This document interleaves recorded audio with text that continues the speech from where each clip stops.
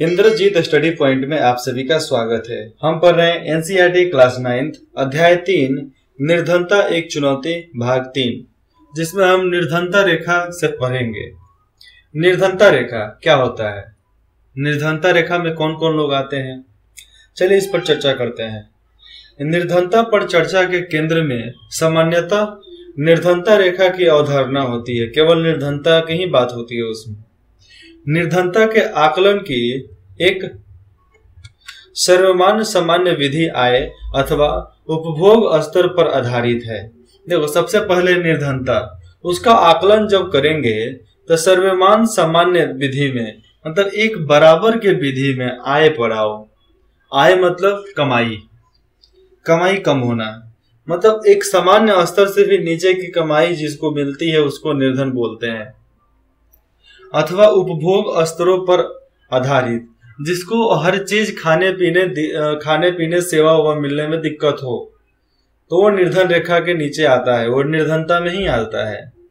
जैसे में जो लोग झुग्गी बस्ती गटर के नाले के पास रहते हैं, जो समझ लो आज के जमाने में डोम, नेटवा, चमार, दुसाद, ये सब लोग जो आते हैं ये निर्धन रेखा में ही आते हैं। अधिकतर लोग, करीबन 1% लोग ही ST SC के जो बहुवन समाज से आते हैं, मतलब थोड़ा बड़े लेवल से आते हैं। हम पढ़ रहे हैं निर्धनता एक चुनौती।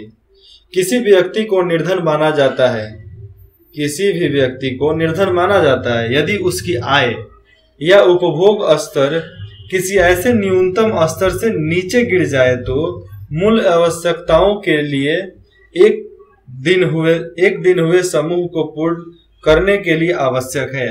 फिर से सुनो, यदि उसकी आय या उपभोग स्तर की ऐसे न्यूनतम स्तर से नीचे गिर जाए जो मूल आवश्यकताओं के एक दिए हुए समूह को पूर्ण करता है।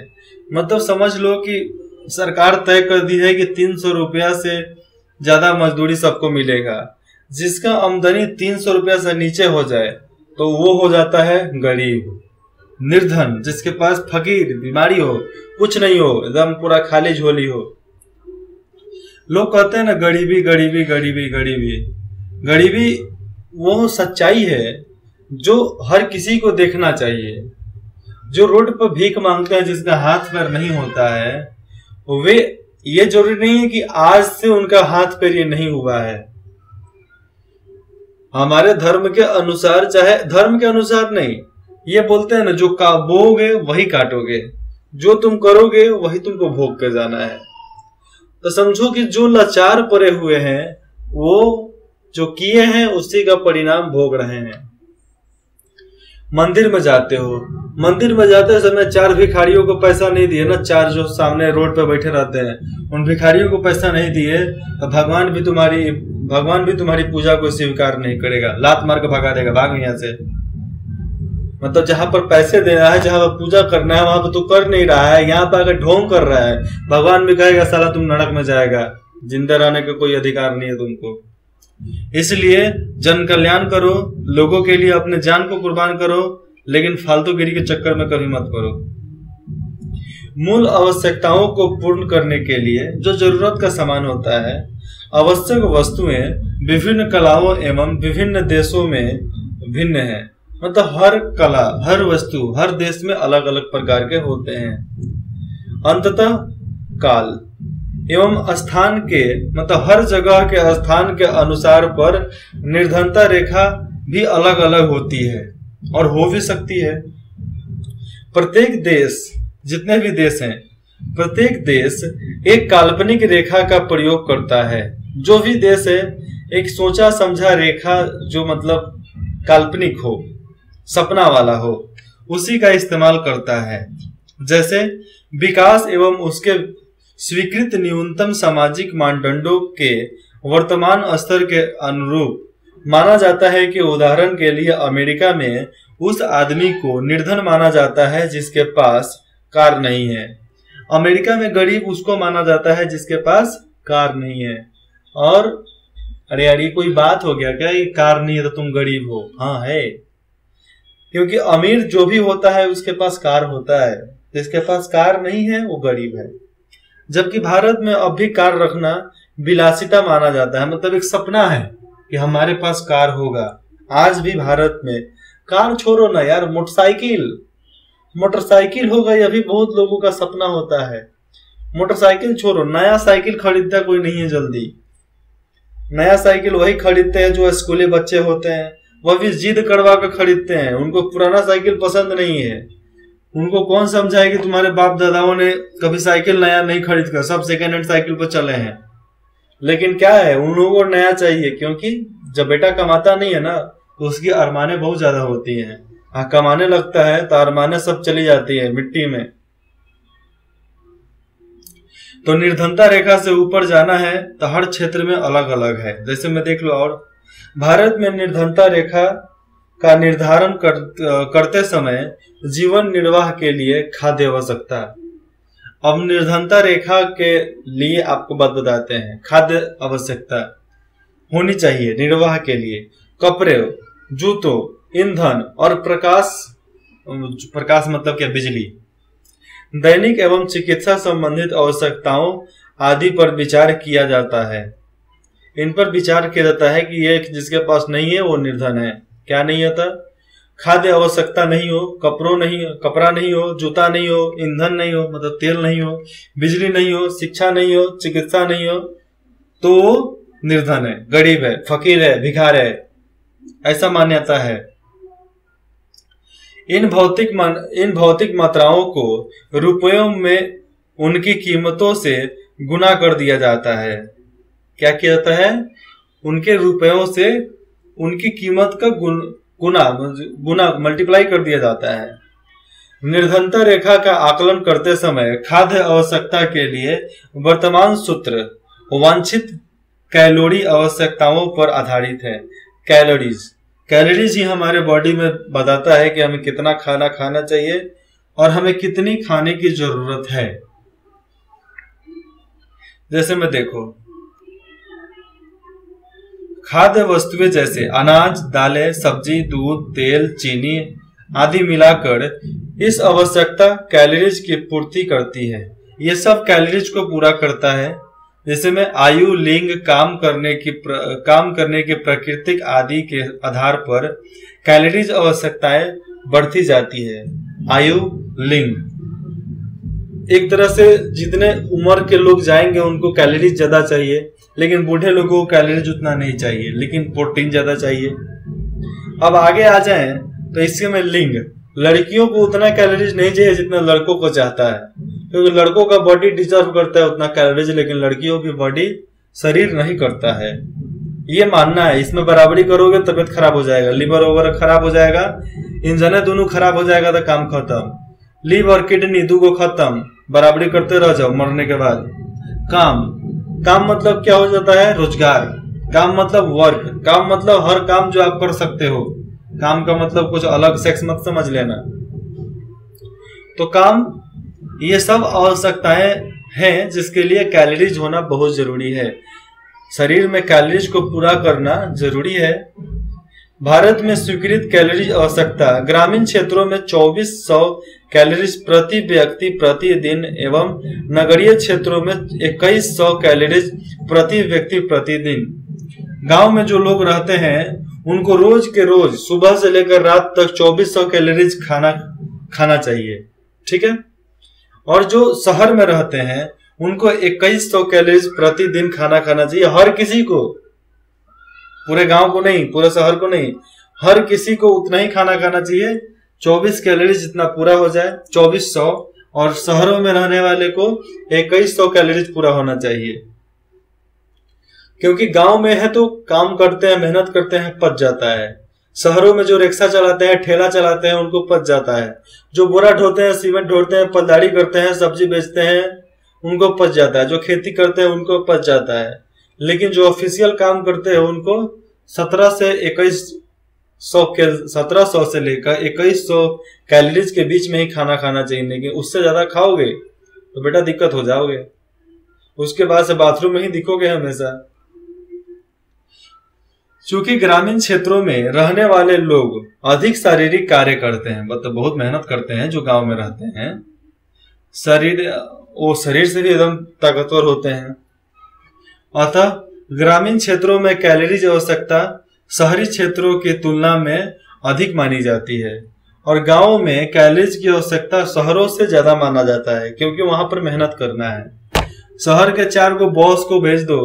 देखो, सबसे एक आसान उदाहरण देते हैं। अनाज जो उगा सकता है ना, अनाज उठा भी सकता है, और जो अनाज नहीं उगाता है उनसे अनाज उठने वाला नहीं है। जो कमाता है, खूब कमाता है, वो कभी अनाज का बोरा उठा नहीं सकता है, और जो नहीं कमाता है, खूब मेहनत करता है, वो अनाज का बोरा आराम से उठा सकता है, कोई दिक्कत नहीं है। अनाज आदि के रूप में इन कैलोरीज आवश्यकताओं को खरीदने के लिए प्रति व्यक्ति मौद्रिक व्यय को कीमतों में वृद्धि को ध्यान में रखते हुए समय समय पर संशोधित किया जाता है।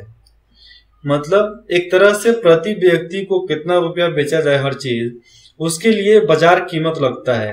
तो बाजार कीमत समय समय पर बदलते रहता है, और बदलना ही चाहिए, हर तरीके से बदलता है। हम जब अपने टाउन में आए थे तो गेहूं 18 रुपए खरीदते थे, आटा 18 रुपए किलो था, आज 30 रुपए केजी है। मतलब 10 साल में 30 रुपए केजी बढ़ा है, कोई ज्यादा नहीं बढ़ा है। पहले मेरे पहले मेरी माँ की कमाई थी 15,000 रुपया, ठीक है, 15 से 20,000। आज है उनका कमाई 40,000। तो जिस तरह महंगाई बढ़ा उस तरह पेमेंट भी तो बढ़ा ना, ये पेमेंट कम हुआ है, महंगाई उतना ही है, बढ़ा नहीं है। लेकिन हाँ, कुछ मामलों में राहत है, हर मामलों में नहीं बोलेंगे, कुछ मामलों में राहत है।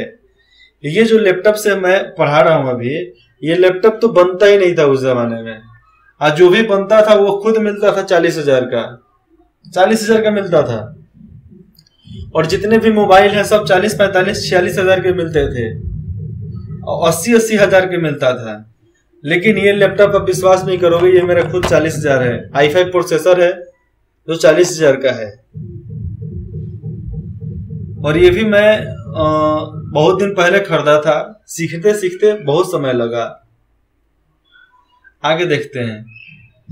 इन परिकल्पनाओं के आधार पर वर्ष 2011-12 में किसी व्यक्ति के लिए निर्धनता रेखा का निर्धारण ग्रामीण क्षेत्रों में 816 रुपए प्रति माह और शहरी क्षेत्रों में 1,000 रुपए प्रति माह किया गया था।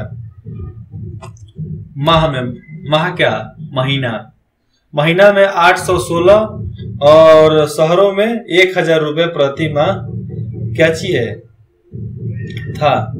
और कैलोरीज खाना खाने में, और कम कैलोरीज की आवश्यकता के बावजूद शहरी क्षेत्रों के लिए उच्च राशि निश्चित की गई है, क्योंकि शहरी क्षेत्रों में अनेक आवश्यक वस्तुओं की कीमतें अधिक होती हैं। शहरों में बहुत सारे जो आवश्यक वस्तुएं होती हैं उनकी कीमत बहुत ज्यादा लगाई जाती है, थोड़ी ज्यादा होती है, गांव के माध्यम से ज्यादा होता है। गांव में जो चीनी आपको मिल जाएगा 44 रुपए किलो, 20 रुपए किलो में चीनी का दाम सेम मिलेगा। गेहूं सस्ता मिलेगा, अनाज सस्ता मिलेगा, सब्जी सस्ता मिलेगा। शहर में वही चीज महंगा मिलता है। और गांव में तो क्या, दूसरे खेत से जाकर तोड़ भी सकते हो, जाकर तो बोल दोगे इतना थोड़ा सा सब्जी चाहिए, हम तोड़ लेते हैं, तो ठीक है तोड़ लो। ऐसा होता है, मैं भी अपने गांव में ऐसे ही जाकर तोड़ लेता हूँ, किसी खेत में कोई रुकता उकता नहीं है। इस प्रकार वर्ष 2011-12 में ग्रामीण क्षेत्रों में रहने वाला 5 सदस्यों का परिवार निर्धनता रेखा के नीचे होगा। अब देखो 11-12 में हर 5 सदस्यों का परिवार निर्धनता रेखा से नीचे होगा। क्यों नीचे होगा? अरे भैया 5 गो है परिवार, 2 बेकत खुद है, 3 गो लड़का। अब 3 गो लड़का हो गया तो 3 गो लड़का का पोषण कौन करेगा? भैया आप अनाज उगा नहीं सकते तो बच्चा पैदा कैसे कर देते हो? ये सवाल पूछना चाहिए। जो भी ये पढ़ रहा है, जो 3 भाई बहन है, 4 भाई बहन है, 5 भाई बहन है, घर में पूछना, आप हमें पढ़ा नहीं पाओगे, खिला नहीं पाओगे, हमारे लिए रोजगार नहीं है, हमारे लिए आप अनाज नहीं उगाए तो आप हमको पैदा कैसे कर दिए? पैदा कैसे कर दिए? नहीं करना चाहिए ना। जब कोई इंसान पैदा कर सकता है तो उसको यह भी अधिकार होना चाहिए कि अनाज भी पैदा कर देवे, नहीं तो उसको पैदा करने की कोई टेंशन नहीं है। ऐसे ही जनसंख्या बढ़ेगी तो निर्धनता रेखा तो बढ़ेगा ही बढ़ेगा। जनसंख्या के वजह से ही निर्धनता रेखा आधारित होती है और उसी से उसको मान्य किया जाता है। यदि उसकी आय लगभग 4,000 रुपए प्रति माह से कम है, 4,080 रुपया से कम है, इसी तरह परिवार को शहरी क्षेत्रों में अपनी मूल आवश्यकताएं पूरा करने के लिए कम से कम 5,000 रुपये प्रति माह की आवश्यकता होती है। शहर में 5,000 रुपया चाहिए प्रति माह खर्चा आवश्यक दैनिक आवश्यकता को पूरा करने के लिए, बाकी सब छोड़ दो। दैनिक आवश्यकता में क्या? खाना, पानी, बाथरूम, 3 गो। निर्धनता रेखा का आकलन समय समय पर सामान्य 5 वर्षों पर प्रति दर सर्वेक्षण के माध्यम से किया जाता है। और ये जो आकलन है ना, ये कि कौन निर्धन है कौन नहीं है, ये सब का आकलन होता है 5 सालों में, जब जनगणना होती है तब। यह सर्वेक्षण कैसे किया जाता है? सर्वेक्षण का एक संगठन है जिसका नाम है राष्ट्रीय प्रतिदर्श सर्वेक्षण संगठन। क्या है? राष्ट्रीय प्रतिदर्श सर्वेक्षण संगठन, अर्थात नेशनल सैंपल सर्वे ऑर्गेनाइजेशन, जिसको बोलते हैं NSSO, द्वारा किया जाता है। इन्हीं के द्वारा सारे सर्वेक्षण पूरे होते हैं। तथापि विकासशील देशों के बीच तुलना करने के लिए विश्व बैंक जैसे अनेक राष्ट्रीय संगठन निर्धनता रेखा के लिए एक सामान्य मानक का प्रयोग करते हैं और विश्व बैंक वाले बैठक करके एक सामान्य निर्धन रेखा को तय करते हैं और इसी के साथ विश्व और सारे जगह पे निर्धन रेखा तय होता है। जैसे मैं देखोगे यहाँ पे, जैसे $1.9 2011 PPP प्रति व्यक्ति प्रतिदिन के समतुल्य न्यूनतम उपलब्धता के आधार पर है। मतलब $1 का मतलब कितना होता है? $1 का मतलब हो गया 80 रुपया, आज का मोटा मोटी 80 रुपया। 80 रुपया और ये 70 रुपया और जोड़ लो, 9 है ना, तो 80 और जोड़ लो, 160 मतलब समझ लो 150 रुपया। जो लोग ऑफिस में काम करते हैं 150 रुपया से ज्यादा नहीं कमाते होंगे। जो निर्धन रेखा में है, जो प्यून वगैरह काम करते हैं, वे 10,000 से ऊपर रुपया नहीं कमाते होंगे। 10,000, 15,000, 14,000 रुपया। एक हमारे दोस्त हैं, उनके पापा ड्राइवर हैं, उनका पेमेंट 14,000 रुपया। आज के जमाने में 14,000 रुपया वो कमाते हैं अपने नौकरी से। तो बताओ वो परिवार क्या चलेगा? 14,000 में क्या खाना पीना सब हो जाता है? लेकिन बाहर की भी गाय है, भैंस है, उसके वजह से बाकी सब काम चल जाता है। आइए चर्चा करें। हर बार में हर चीज के बारे में सोचना चाहिए, समझना चाहिए, करना भी चाहिए। विभिन्न देश विभिन्न निर्धनता रेखा का प्रयोग क्यों करते हैं? आपके अनुसार आपके क्षेत्रों में न्यूनतम आवश्यकता स्तर क्या होगा? मतलब जो क्षेत्र में आप रहते हैं तो आपके क्षेत्रों में न्यूनतम आवश्यकता स्तर कितना होना चाहिए? दाल, चीनी, आटा, प्याज, मर्चा, लहसुन, आलू, गैस, ये सब के बारे में जानकारी करो कि कितने रुपए में मिलता है आपके एरिया में। बिस्कुट, कुरकुरा, ब्रेड, चिप्स की बात मैं नहीं कर रहा हूँ, ये सब फालतू बातें हैं। अब मैं बता दूं, कुरकुरे वो सब सड़ा हुआ चीज से बनता है। जितने भी चॉकलेट है वो सब खराब है, खाने वाला नहीं है। चॉकलेट की जगह पे अपना देसी गुड़ खाओ ना, मीठा खाओ ना। चॉकलेट उससे ज्यादा मीठा होता है, उससे ज्यादा टेस्टी होता है क्या? नहीं होता है ना। फिर मीठा खाओ। मीठा खाने के अलावा दूसरा क्यों खाते हो? चिप्स की जगह पे घर में आलू का चिप्स बनवा लो, पापड़ का चिप्स बनवा लो, पापड़ बेलवाओ खुद से घर पे, और नमकीन बनवा लो, घर पे छानवा दो। उससे ज्यादा टेस्टी कुछ है क्या मार्केट में भी? और रहा ब्रेड, अरे भाई ब्रेड रोटी को भी बोलते हैं, रोटी बना के खा लो ना। ब्रेड क्या होता है? सरा गला उसको डालकर हम, आपको पता है ईस्ट पाउडर डालते हैं ब्रेड में। ईस्ट पाउडर का मतलब जहर एक तरह से समझ लो। ईस्ट पाउडर का इस्तेमाल करते हैं किसी भी चीज को सड़ा कर बढ़ा देने का। जब कोई भी मछली, कोई भी जानवर मरता है तो उससे फूल जाता है, शरीर को फूल जाता है, तो उस फूलने का जो लिक्विड आता है ना, वो ईस्ट पाउडर होता है।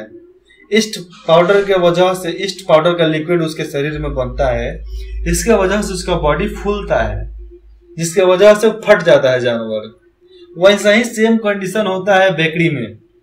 बेकरी में जहाँ ब्रेड, चाउमीन, मैगी वगैरह बनता है, वहां पर यही समझ लो वही पाउडर का इस्तेमाल किया जाता है और उसको 6 घंटा छोड़ा जाता है। 6 घंटे छोड़ने के बाद वो ब्रेड क्या होगा, वो ब्रेड आपको फूल कर पूरा बड़ा हो जाएगा, फिर उसको मशीन के द्वारा काट दिया जाता है।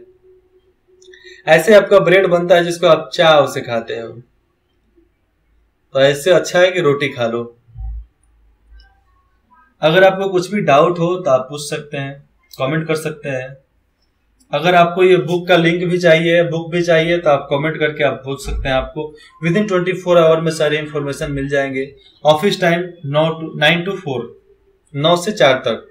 ठीक है। इंद्रजीत स्टडी पॉइंट में बने रहने के लिए आप सभी का धन्यवाद। आगे पढ़ेंगे निर्धनता के अनुमान।